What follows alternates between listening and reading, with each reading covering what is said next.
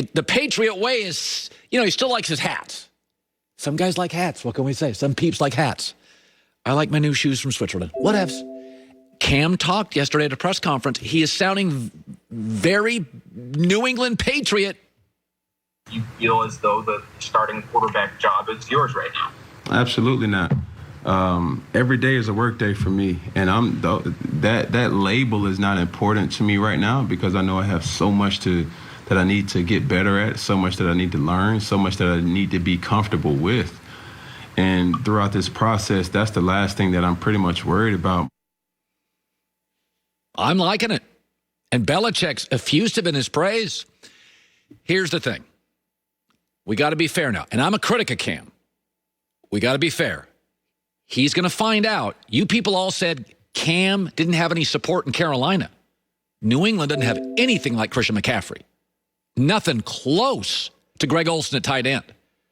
And I think DJ Moore is better than any Patriot receiver. New England's offensive personnel is possession receivers, B-minus running back talent, and no functional tight end.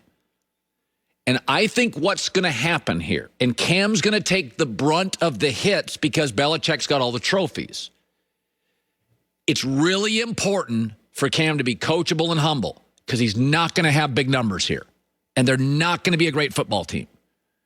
But if that's the Cam I get in 1 year, he's going to have a market.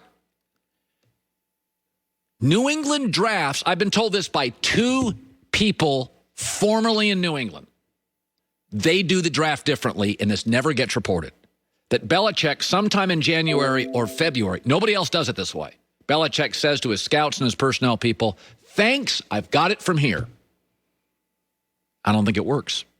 I think they draft offensive people as poorly as anybody. But again, when you've got Brady running the show and you're winning trophies, and I do think Belichick's the smartest guy. He works the cap, special teams, defense, O-line's very good. But if you go, I'll give you an example. I don't think they do a very good job. They have no playmakers. They have no speed. They have no functional tight end. 2019, go to their draft. They drafted 5 offensive players. Jarrett Stidham, backup, poor camp, doesn't appear to be a starter. N'Keal Harry played in just 7 games. That's on a team that had limited wide receivers, not in a loaded wide receiver group. Running back Damian Harris barely played. An offensive tackle in round 3, a guard in round 4. Neither played a snap in a game. There's no playmakers here. There's no speed here. There's no functional tight end here. There's no game breakers here. There's nobody you have to double. So Tom Brady, who's the best quarterback I've ever seen, he's better than Cam. His efficiency, he doesn't throw the long ball much. He's not a guy. Tom's very efficient. So he took these limited parts, and his efficiency made it work. But even Tom last year, and we caught him on tape twice, barking at receivers, get open. Separate from people. So I'm a Cam critic, and all this stuff is awesome.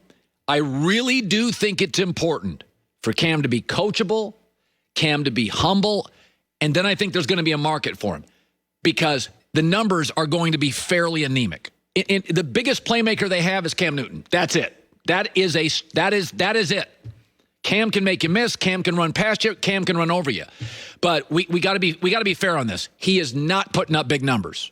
They got no deep threat. He's not putting up big numbers. He's not. There's nothing here, man. The division's better. There's nothing here. And I do think every great coach has a hole. Remember Andy Reid? It was always not very good with the clock late in games. Belichick's hole, offensive skill people.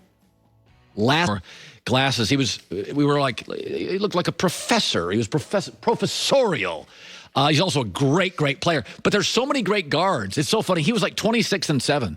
He put up huge numbers, but you got Booker and you got Dame and you got Luka. And the West is just stacked. Steph Curry's pretty good. It's just incredible. And De'Aaron Fox is now joining us via the Coward Global Satellite Network.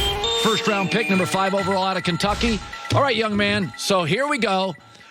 Now you watch this whole bubble experience. Let's just first talk about this. Were you surprised players have elected to come back and play with the social unrest and the situations going on? Where does that all land for you? Were you surprised they quickly voted to go back and play, De'Aaron? I would say I was surprised how quickly it came back, but I thought that it would come back. I mean, everybody sees it now. This is they're on a big stage. Now that they're playing in the bubble, everybody wants to know what's going on in the bubble. Everybody wants to know what the players are thinking.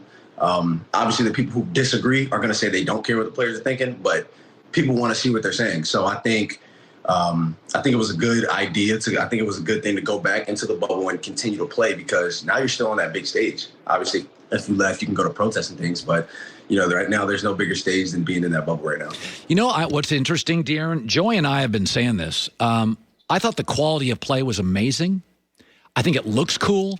It felt like college. It was the intensity. Were you at all surprised how good the quality of basketball was playing in Florida in front of no fans?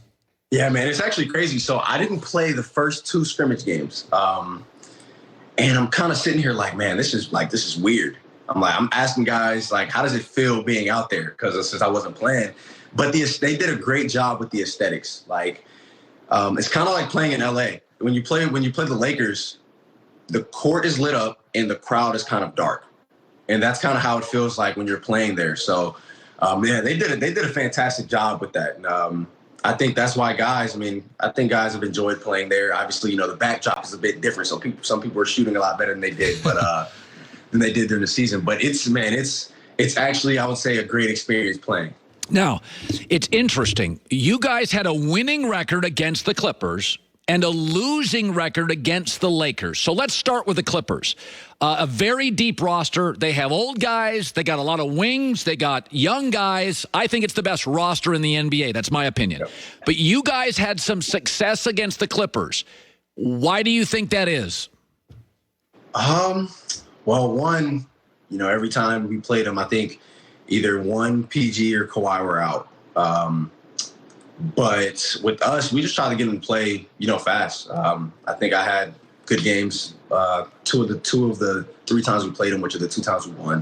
One in LA, one in Sacramento. But yeah, that team, it hasn't been too many times where they've had their entire roster. Yeah. And I think, that's